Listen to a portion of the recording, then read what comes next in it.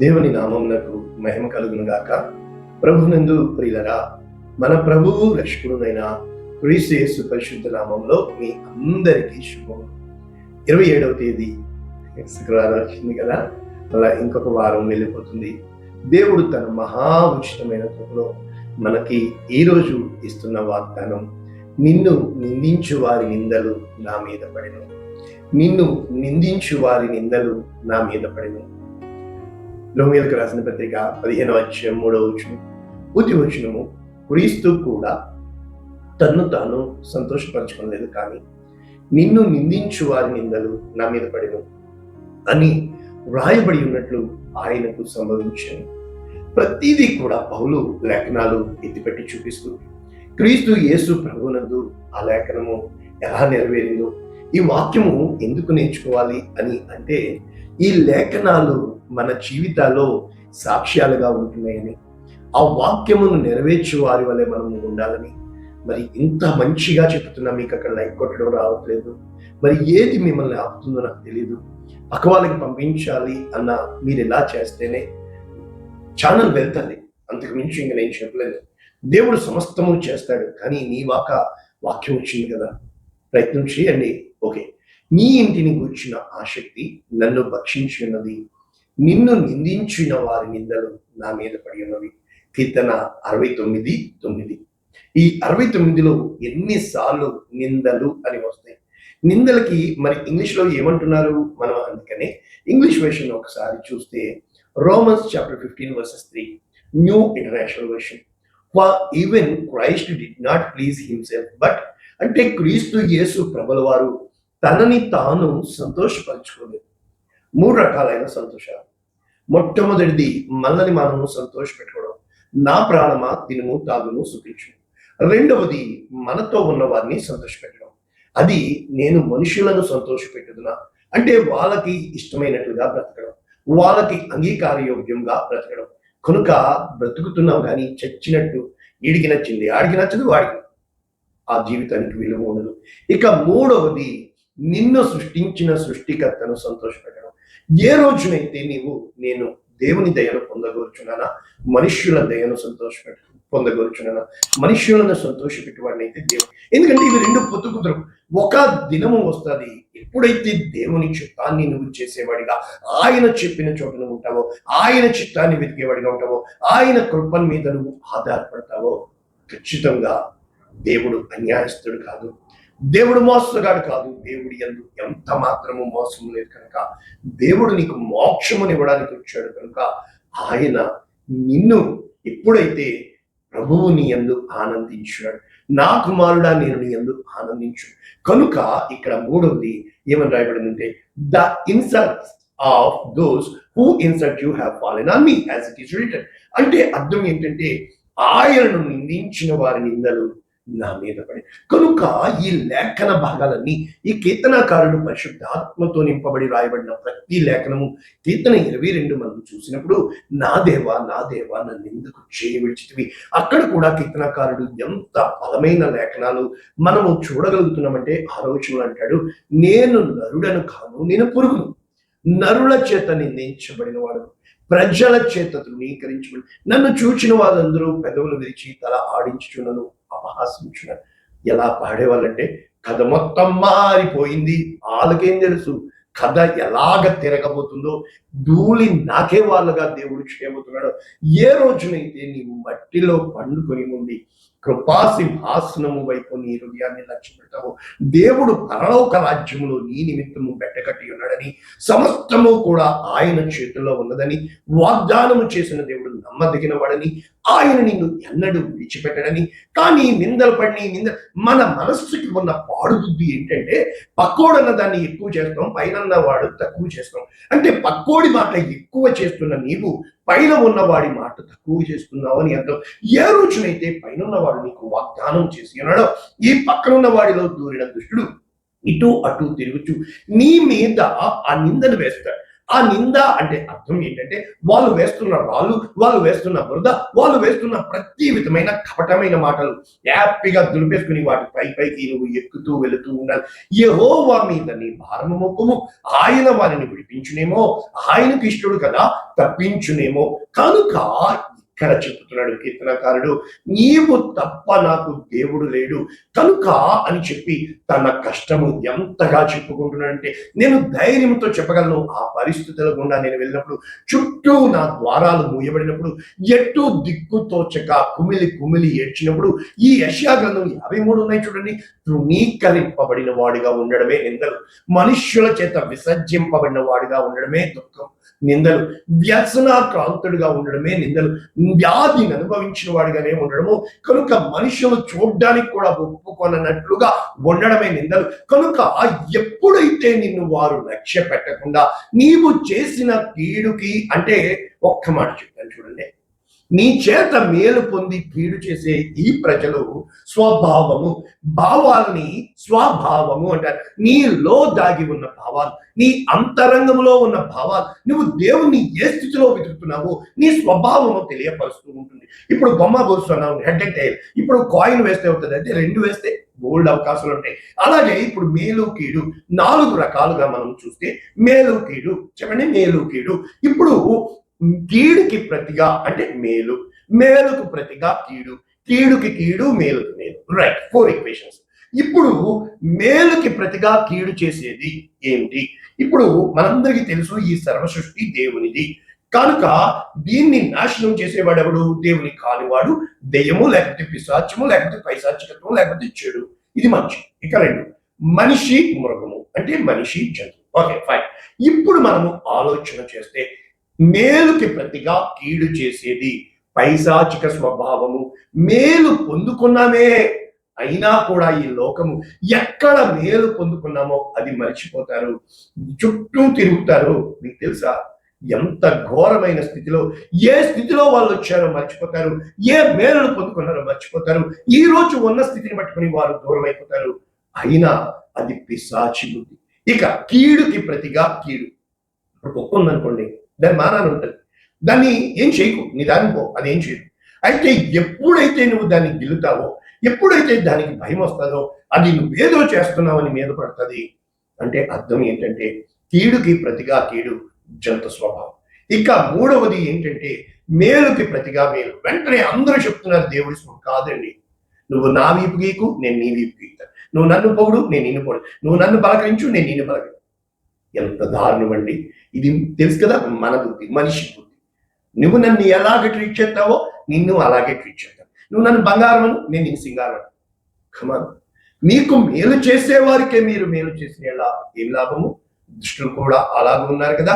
కనుక ఇప్పుడు దైవ స్వభావము, మనము కీడు చేసిన ఆయన మేలు చేసేవాడే దేవుడు.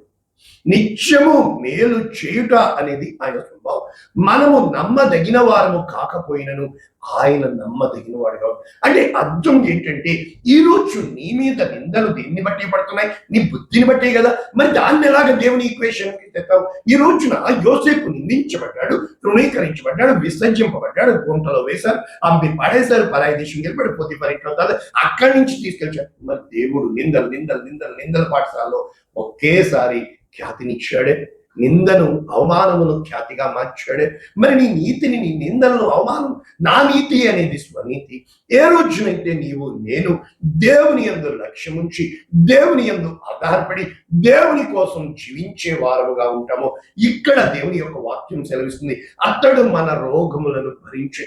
నిన్ను నన్ను భరించే వానిగా, నీ భర్త తాగుడుపోతాడని నువ్వు భరించు.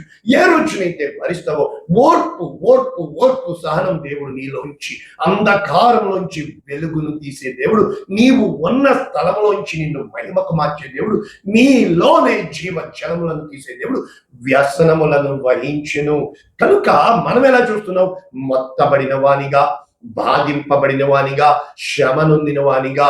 కానీ అతడు మన క్రియలను బట్టి గాయపరచబడ్డాడని ఎప్పుడైతే ఈ వాక్యము మనము లేఖనాలు మన హృదయములో స్థానముగా మిగులుతాయో, ఏ రోజున అయితే నీవు నేను ఆ విధమైన మనస్సాక్షి కలిగి ఉంటామో, వాత వేయబడిన మనస్సాక్షి ఉన్న వాళ్ళకి ఆయన నంటావా అది అహం అనమాట. నన్ను అంటావా అనేది అహము. అయ్యో వీరు అనేవారుగా ఉన్నారు కానీ పడేవారిగా లేదే. పడ్డవాడికి తెలుస్తుంది ఆ వేదన, పడ్డవాడికి తెలుస్తుంది ఆ కన్నీరు, పడ్డవాడికి తెలుస్తుంది ఆ నిందలు అవమానాలు అంటే ఎలా ఉంటాయో. రాళ్ళేసేవాడికి నొప్పి తెగులుదమ్మా. ఇప్పుడు ఎవడైనను అన్యాయముగా శ్రమ పొందుచు దేవుని గూర్చి మనస్సాక్షి కలిగి దుఃఖము సహించిన ఎడల హితమగును. అయితే నువ్వు తప్పు చేశావు, వాళ్ళు నిందిస్తున్నారు, అమలు ఎలా చెప్పమంటారు? మిమ్మల్ని మీరు సరి చేసుకోండి దేవుని యొక్క వాక్యంలో. నేను అలాగే చెప్పేవాడిని కాదు. ఎందుకు? ఇంకా దేవుడు ప్రతి ఒక్కరిని గమనిస్తున్నాడు. ఆయన ఎందుకు అన్యాయం, నీవు దేన్ని ఆశిస్తున్నావో, దేని పొగడతను, నీ హృదయాన్ని ఆదరించే వాక్యం కోసం వెతుకుతున్నావా? కాదండి, నీ హృదయము ఆచరించే వాక్యాన్ని వెతకండి. ఇక్కడ నీకేమి గనము? మేలు చేసి బాధపడినా అది మీకు హితమగను. మేలు చేసి బాధపడుతున్నాను నేను ధైర్యంతో చెప్పగలను. ఇందుకు మీరు అంటే దేవుని వాగ్దానము దర్శనము నెరవేరింది కనుక, అంటే మీరు తన అడుగు జాడలు యందు రోల్ మోడల్.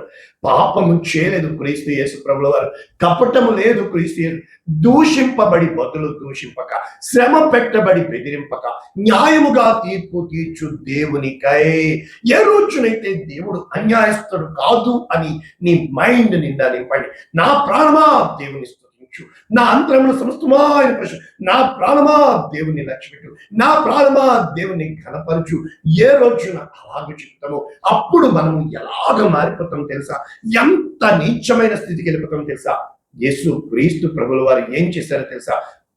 ఆయన ఎంతగా ఎంతగా ఎంతగా తగ్గించుకునంటే ఒక్కటే ఒక్క మాట, దేవునితో ఉండుట భాగ్యమని ఎంచుకోలేదు, కానీ మనుష్యుల పోలికగా పుట్టి దాసుని స్వరూపము తన్ను తానే రిక్తులుగా చేసుకుని ఆకారమందు మనుష్యుడుగా కనబడి మరణము పొందునంతగా, శిలువ మరణం పొందునంతగా తన్ను తాను తగ్గించుకోగలవా? అంతగా ఈ లోకం నిన్ను వెలివేస్తుంది, అంతగా ఈ లోకం నిన్ను వదిలేస్తుంది. ఇప్పుడు ఈ లేఖన భాగము మీ అందరి కోసం కదా. ఎక్కడి నుంచి రాయబడింది? కీర్తన 69 ఒక్కసారి మనం చూసినప్పుడు ఎంత చక్కటి వాక్యాలు ఈ కీర్తన 69లో. అంటే ఏ స్థితిలో కీర్తనాకారుడు రాస్తున్నాడు? అక్కడ సౌలు చేత తరమబడుతున్నప్పుడు తన సొంత కుమారుడు అబ్షాలోము నిలువ నీడ ఇయ్యని దేవా, జలములు నా ప్రాణము మీద పొర్లి పారుచును, నన్ను రక్షింపు. నిలుక ఇయ్యని అగాధమైన దొంగ భూమిలో నేను దిగిపోతున్నాను, అగాధ జలములలో నేను దిగి, వరదలు నన్ను ముంచివేయచ్చు, మరణ పెట్ట చేత అలసి ఉన్నాను, గొంతుక ఎండిపోయాను, నా కన్నులు క్షీణించిపోయాను. కనుక అబద్ధమే చెబుతున్నాను, నా చుట్టూ అన్యాయమే జరుగుతుంది.